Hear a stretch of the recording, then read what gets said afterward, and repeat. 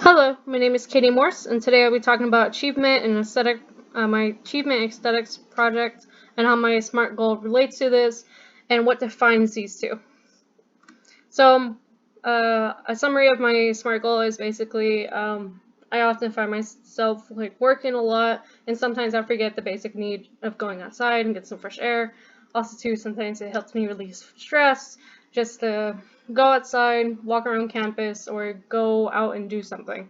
It's a great way to motivate yourself and give yourself a break. So, what I want to motivate my players to do is at least 3 times a week go outside to walk or do an outdoor activity for at least an hour. So, first we got to talk about achievement and how gamification works with this. So, we have a built-in nature desire to achieve our goals and experience growth. We see this in real life with promotions and competition. When you're at work, trying to sell the most or get a certain reward or rank. So there's different ways of achievement or different types of achievements. There's explicit stages. So a level marker that tells them they have made it to the next level, or like in Mario, there's levels that there's certain points, or like in Sonic, it will tell you once you get a certain point in the level, so you know that you're close to your goal or your achievement. There's narrative zones, so separate their win condition with narrative. So certain points uh, in into the game, you'll have a narrative. So a narrative kind of sections off each part of your goal, so you know how far you're getting close to your achievement, or if you get to that point, you know that you achieved and beat that level. Experience levels, when you gain experience points to get to the next level, this is really basic. So if you get a certain amount of points or experience points and level up to a certain point, you can do this mission, or you can go to the next level. Variation between levels, this is really important. They can become boring if they're the same, or the players can notice that they're playing the exact same thing. If the player notices that, it's not really something they achieve or look forward to, because they know that the next level is going to be almost the exact same, and they know they're going to beat it almost the exact same. So it's good to change up the levels. Like in Mario, they at least put some pipe levels and different things, and you often see this in games where they kind of switch it up or make it like a boss level that's hard to beat. So also too, we have the different types: distance, velocity, acceleration, jerk, snap, etc., and make them feel it. So distance, we find motivation by knowing we are close to our goal. So if you know for a fact, like in Pokemon, you're almost to the end, and you beat all the gyms and gotten all your badges, then you're excited because you see yourself, you're close, and you can see that you're almost done with the end game, or you almost won the game. Velocity, we get motivated by seeing how fast we are improving. So, for example, if we play something like Cuphead or Bloodborne or any of those Souls games or hard games, and at first we suck at it, of course, but as we get better and we see ourselves be able to adapt more in our games, the more excited we get, because we're like, oh, we can do these cool things really quickly, and we're improving really fast, so we're going to get to our end goal really quick and get an achievement. And then you have your acceleration. We look how fast our velocity is improving. So you have a measurable goal in a way of how fast you're going or going through these games. And then you have your jerk, snapping, etc. And when we look at the change in acceleration over time. So how fast are we improving and how fast are we going through these levels? And then also too, we want to make not just show you that you're about to achieve something, but make you feel it.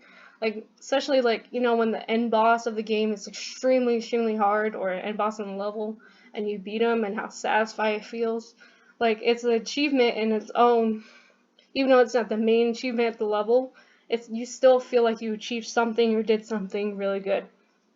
So that's all of an achievement.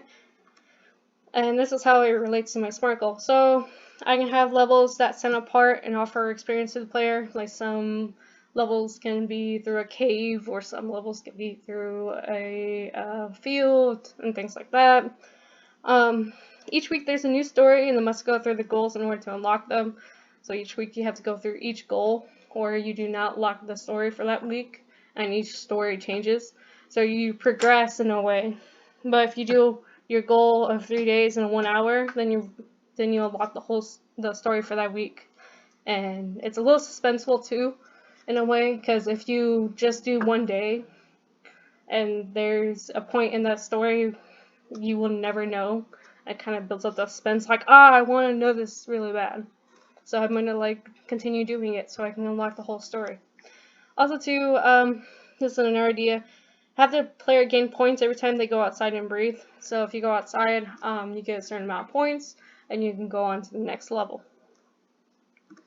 So now we're going to talk about aesthetics. So sensory simulations such as sight, sound, smell, taste, feeling, and other sensory input, humans tend to enjoy this. So when you feel the sun on your face and it's a nice cool day, you often enjoy this. If you hear something that's your type of music, you get really, it's nice. Also too, when you're playing a video game and you're in a fantasy world, like in Skyrim, in the beginning where the dragon flies over after you've gone through the cave, when Alduin goes over and the music kind of sets in, and then you get the objective. It's like a nice feeling. And then you have mathematics and visual arts. So there's theories have arisen that connect mathematical principles like the golden ratio, symmetry, and fractal patterns to aesthetically pleasing art. So also you can see this too in the real world. If something's not symmetrical, people are gonna point that out and make sure that you know that is not symmetrical. Also too, symmetry can kind of represent balance, and when people see that, it's just off. It doesn't look great.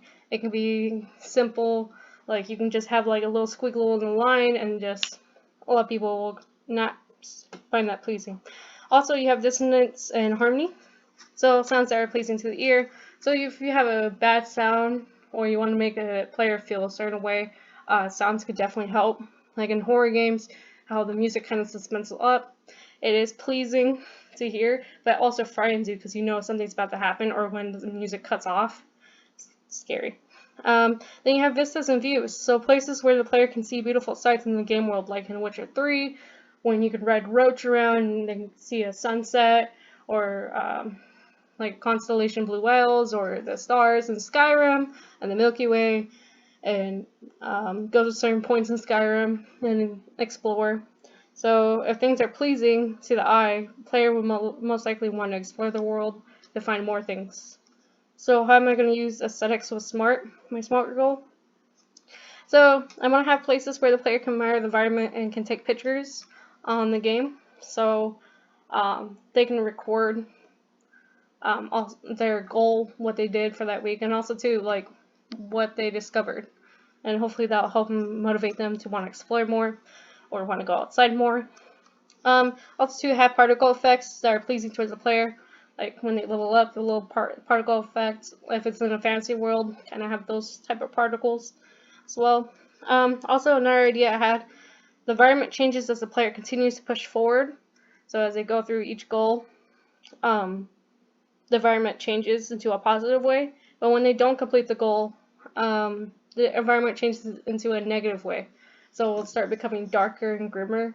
But the more you go outside, the more light it is, and things like that. So in conclusion, as we continue the process of gamification, we understand the importance of aesthetics and achievement. We also discover new ways to use these goals and have a deeper understanding of how we experience it. And I hope you enjoyed, and thank you for listening.